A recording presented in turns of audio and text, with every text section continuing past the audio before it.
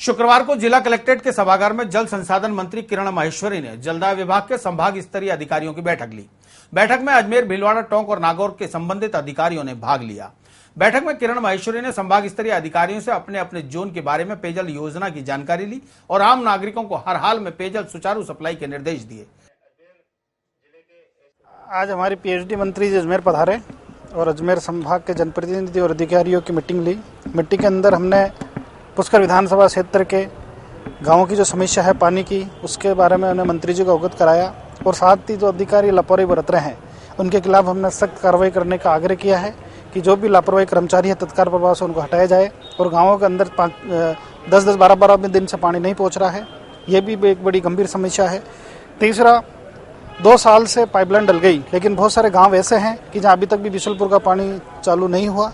ये भी बड़ा गंभीर विषय है क्योंकि कई बार नेशनल हाईवे वाले प्रॉब्लम क्रिएट करते हैं, कुछ रेलवे वाले प्रॉब्लम क्रिएट करते हैं। तो हमने माननीय मंत्री महोदय से निवेदन किया है कि इन सभी समस्याओं का तत्काल समाधान करके और जनता को पानी दे ताकि राहत मिल सके।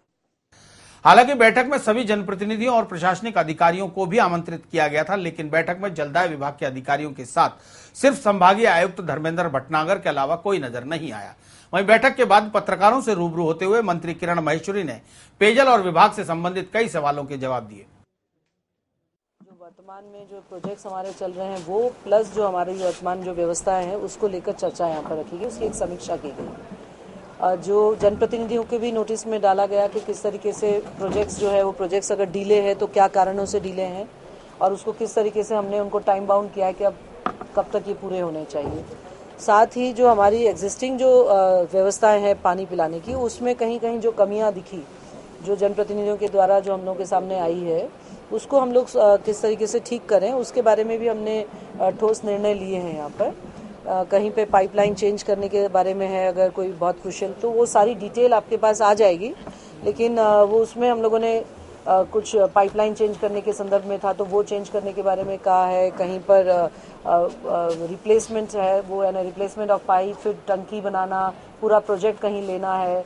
जैसे हमारा जो लाडनू है, वो लाडनू के अंदर पूरा पाइपलाइन को पूरे चेंज करने के संदर्भ में, क्योंकि वहाँ चौक हो जाती है, फ्लोराइड बहुत ज़्यादा होने की वजह से पाइप चौक हो जाते हैं। तो समय समय पर ये पाइप को रिप्लेस करते रहे, लेकिन अब हमने पूरे ही लाडनू के अंदर सारी व्यवस्था नए सिरे से करने के बारे में पूरा चेंज करना है। तो ऐसे हमारे बहुत सारे यहाँ पर हम लोगों ने सैंक्शंस निकाली है जिसकी डिटेल्स आपको मिल जाएगी।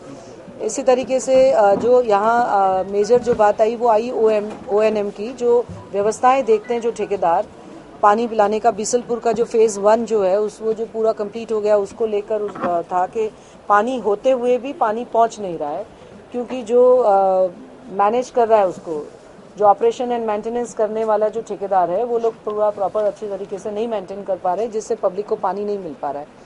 ऐसी स्थिति में हमने ये कहा है उनको कि आप इसको पूरा चेक कर लो। गांव लेवल पर एक समितियां गठन करी है आज, जिसमें SDO जो है वो हेड करेगा कमेटी को और उसके मेंबर सेक्रेटरी जो होंगे वो हमारे AN होंगे उस वहाँ के, और साथ ही वहाँ के जो कंसर्न MLA हैं उस क्षेत्र के वो उसमें रहेंगे, और उसी के साथ में जो वहाँ के सरपंच है उस क्षेत्र के अंदर उनको भी बुलाया जाएगा। और ये लोग मिलकर और उस सारी व्यवस्थाएं जो देखने वाली है उसमें कहीं गड़बड़ी है तो उसको वहीं पर चर्चा कर ली जाएगी ताकि उसको ठीक किया जाए। और ये भी हम लोगों ने आदेश दिए कि जो ठेकेदार काम नहीं कर रहा है उनको तुरंत प्रभाव से उन लोगों को नोटिस दिए जाए और ठेकेदार को जो काम नहीं करते उन्हें किसी भी कीमत पे बर्दाश्त नहीं किया जाए। तो ये जो हमारा ऑपरेशन एंड मेंटेनेंस वाला जो पार्ट है, जिसमें हम लोगों की जो व्यवस्थाओं में जो कमियां है उस कमी के लिए वो तो एक है ही, और उसके साथ साथ जो हमारे वहाँ के JEN, AEN, XCN उन लोगों को भी कहा गया है कि आप लोग भी क्षेत्र के अंदर हफ्ते में 2 दिन कम से कम आपका क्षेत्र का दौरा होना चाहिए, जहाँ पर आप वहाँ के जनप्रतिनिधियों से मिलिए और उनकी जो फीडबैक उनसे मिलता है, जो जहाँ पे कहीं कमियाँ है उसको ठीक करिए। तो इस तरीके से एक अच्छी समीक्षात्मक बैठक आज रही।